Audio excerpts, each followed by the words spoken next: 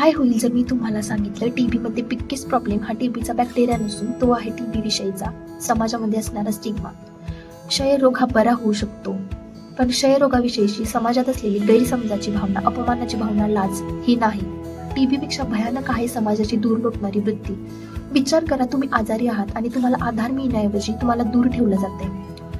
तर आता आपण बघूया की एखाद्या टीबी असलेल्या व्यक्तीला जेव्हा आपण दूर ठेवतो, वेगळं ठेवतो, तेव्हा त्याच्या मनावरती काय परिणाम होतो. चला तर मग बघूया.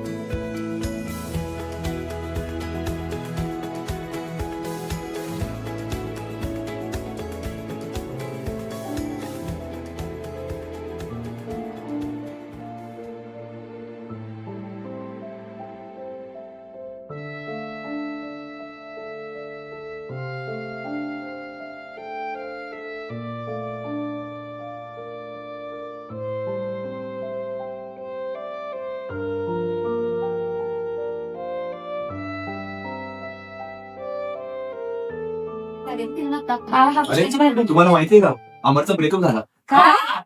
हो, कारण ती अशी बोलली की आपलं काही भविष्य नाहीये. का बरं? कारण तुम्हाला माहित नाही अमरला टीबी झालाय. टीबीचा आणि भविष्याचा काय संबंध आहे? अरे तुम्हाला माहिती नाही का की टीबीमुळे इन्फर्टिलिटी होते. अरे हा, त्याच्यामुळेच काल त्याच्या खोकल्यातून रक्त येताना पाहिलं तुम्ही, त्यातून टीव्ही स्प्रेड होत असं. आता मला कळालं की काल तो बॉल घेऊन आल्यावर तुम्ही आमच्या टीम मध्ये काय आला. अगं पण टीबी थोडीच तसं स्प्रेड होतो. तुम्हाला टीबी विषयी काही माहितीच नाहीये पूर्ण. टीबी नेमकं काय आहे हे मी तुम्हाला सांगते. बघू तुला किती माहिती आहे टीबी बद्दल. तर समाजामध्ये टीबी विषयी खूपच गैरसमज आहेत आणि त्यातीलच एक महत्त्वाचा गैरसमज म्हणजे टीबीमुळे इन्फर्टिलिटी होते. आता ह्या गैरसमजामुळे समाजामध्ये पूर्वीही खूपदा लग्न मोडणे, साखरपुडा मोडणे आणि आत्ताच्या मॉडर्न जगामध्ये ब्रेकअप होणे ह्या गोष्टी घडतात. पण सर्वच टीबी पेशंटमध्ये इन्फर्टिलिटी होते असं नाही. जो टीबी जेनायटल ऑर्गन्स, रिप्रोडक्टिव्ह ऑर्गन म्हणजे जननेंद्रियांमध्ये पसरतो, अशाच पेशंटमध्ये इन्फर्टिलिटी होण्याचे चान्सेस असतात. पण ह्या केसेसमध्ये पण जेव्हा आपण वेळेवरती उपचार घेतो त्यावेळेस आपण इन्फर्टिलिटी टाळू शकतो. त्यामुळे प्रत्येकच टीबी झालेला पेशंट हा इनफर्टाईल असेल असं नाही. तर हा झाला एक गैरसमज. दुसरा गैरसमज म्हणजे टीबी असलेल्या व्यक्तीशी अन्न शेअर न करणे, त्याच्या जवळ न बसणे, त्याच्याशी हात न मिळवणे, त्याने स्पर्श केलेल्या गोष्टींना स्पर्श न करणे हे चुकीचं आहे. त्यासाठी आपल्याला माहिती पाहिजे की टीबी कसा पसरतो. टीबी हा मुख्यतः टीबी झालेला व्यक्ती जेव्हा खोकतो, शिंकतो, त्यातून जे सूक्ष्मबिंदू बाहेर पडतात ते हवेत असताना जर आपण श्वासामार्फत आत घेतले, इनहेल केले तर टीबी होण्याची शक्यता असते. पण हे सगळ्यांनाच होईल असं नाही. टीबी हा मुख्यतः इम्युनिटी वीक असलेल्या लोकांमध्ये, इम्युनिटी म्हणजे प्रतिकारशक्ती वीक असलेल्या, तर कुणाची प्रतिकारशक्ती कमी असते, जे लहान मुलं आहेत, ज्यांची प्रतिकारशक्ती अजून विकसितच झालेली नाही, आणि वृद्ध लोक ज्यांची प्रतिकारशक्ती नैसर्गिकरित्या कमी झालेली असते, किंवा दुसरे काही लोक जे ऑलरेडी दुसऱ्या आजाराशी लढत असतात, त्यांच्यामध्ये प्रतिकारशक्ती कमी झालेली असते, अशाच पेशंटमध्ये टीबी होण्याची शक्यता असते. त्यामुळे प्रत्येक वेळी टीबी झालेल्या पेशंटला सामाजिकदृष्ट्या वेगळं ठेवणं, त्याला टाळणं, त्याला आयसोलेट करणं, त्याने स्पर्श केलेल्या गोष्टींना स्पर्श न करणं हे चुकीचं आहे. तर हे सगळे गैरसमज दूर करून आपण टीबी पेशंटशी नॉर्मल राहिलं पाहिजे. जर तुम्ही टीबी पेशंटच्या संपर्कात आहात तर त्याला सर्जिकल मास्क वापरायला सांगणं, खोकल्या किंवा शिंकल्यानंतर स्वच्छ हात धुणे, गर्दीच्या ठिकाणी जाणे टाळणे, आणि अत्यंत महत्त्वाचं म्हणजे वेळेवरती उपचार सुरू करणे. आता वेळेवरती म्हणजे कधी? जेव्हा टीबीची चाचणी पॉझिटिव्ह येते.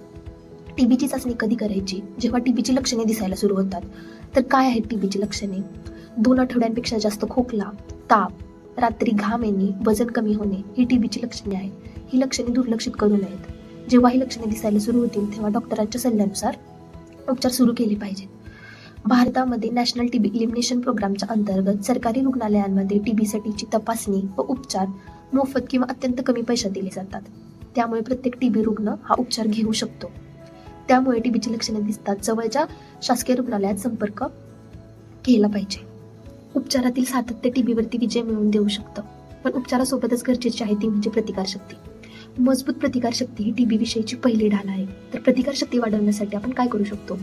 संतुलित आहार घेणे, रोजच्या रोज व्यायाम, योगा, प्राणायाम करणे. योगा आणि प्राणायाम आपल्या फुफ्फुसांची क्षमता वाढवते. त्याचबरोबर पुरेशी झोप घेणे, स्वच्छतेचे पालन करणे, ह्या सगळ्या गोष्टी जर आपण नियमित पाळल्या तर टीबी विषयी लढू शकतो. केवळ वेळेवरती उपचार नव्हे तर पूर्ण कालावधीचा उपचार घेणे महत्त्वाचे आहे. त्यासाठी आपल्याला माहिती पाहिजे टीबीचा उपचार किती काळ चालतो. साधारण टीबी, ज्यालाच आपण ड्रग सेन्सिटिव्ह टीबी असे म्हणतो, त्या टीबीचा उपचार 6 महिने चालतो. आणि औषधे जर पूर्ण कालावधीसाठी घेतली नाही तर औषधांना प्रतिकार करणारा म्हणजेच ड्रग रेझिस्टन्स टीबी होतो. ड्रग रेझिस्टंट टीबीच्या बाबतीत 9 ते 18 महिने उपचार चालू शकतो. तर डॉक्टरांच्या सल्ल्यानुसार योग्य उपचार घेणे गरजेचे आहे.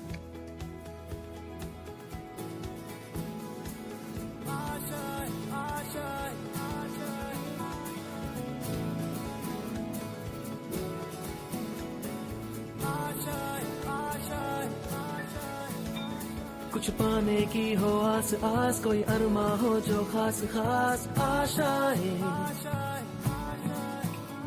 हर कोशिश में हो बार बार, करे दरियाओं को आर पार आशाएं,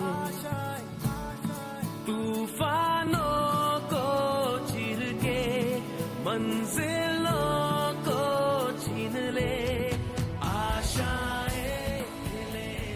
टीबीचा प्रसार थांबवण्यासाठी सगळ्यात महत्त्वाचं म्हणजे टीबीच्या थुंकीची योग्य विल्हेवाट लावणे. तर त्यासाठी मी तुम्हाला सांगणार आहे 3 बीज. तर काय आहेत हे 3 बीज? पहिला बी म्हणजे बंद झाकण असलेला डब्बा. टीबीची थुंकी ही नेहमी बंद झाकण असलेल्या डब्यातच टाकणे. दुसरा बी म्हणजे ब्लीच, म्हणजेच टीबीची थुंकी ही जंतुनाशक टाकून त्याचे निर्जंतुकीकरण करणे. आणि तिसरा बी म्हणजे बरोबर विल्हेवाट. निर्जंतुकीकरण केलेली थुंकी ही खोल खड्डा करून त्याच्यामध्ये पुरून तो खड्डा व्यवस्थित बंद करणे. तर हे आहेत टीबीची थुंकीची बरोबर विल्हेवाट लावण्यासाठीचे 3 बीज. टीबी हा आजार आहे, दोष नाही. टीबी झालेल्या रुग्णाला दूर ठेवणे, दुर्लक्षित करणे ही भीती आणि गैरसमजाची निशाणे आहे. योग्य उपचाराने टीबी पूर्णपणे बरा होऊ शकतो. त्यामुळे टीबी रुग्णाला साथ देणे, आधार देणे, त्याचा सन्मान करणे ही आपली जबाबदारी आहे. टीबी पेशंटला उपचारांची गरज तर आहेच, पण त्याचबरोबर गरज आहे त्याला समजून घेण्याची. कारण support heals faster than medicine. So let our kindness be the strongest medicine.